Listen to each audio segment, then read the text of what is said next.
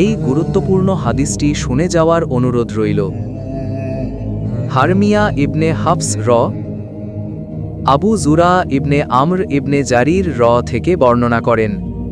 তিনি বলেন, আমি হজরত আবু হুরায়রা থেকে রাসূলুল্লাহ সাল্লাল্লাহু আলাইহি ওয়াসাল্লাম থেকে বর্ণনা করতে শুনেছি যে তিনি ইরশাদ করেন, যে ব্যক্তি আল্লাহর রাস্তায় বের হয়, যদি সে শুধু আল্লাহর উপর ঈমান এবং তার রাসূলগণের প্রতি বিশ্বাসের কারণে বের হয়ে থাকে, তবে আল্লাহ তাআলা ঘোষণা দেন যে আমি তাকে ঘরে ফিরিয়ে আনব, তার সওয়াব বা গনিমত ও সওয়াব সহ, কিংবা তাকে জান্নাতে দাখিল করব।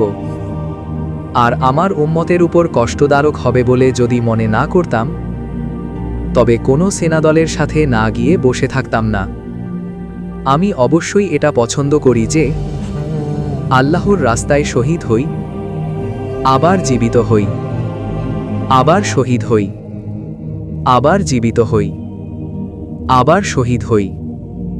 সহিহ বুখারী শরীফ, হাদিস নং 35।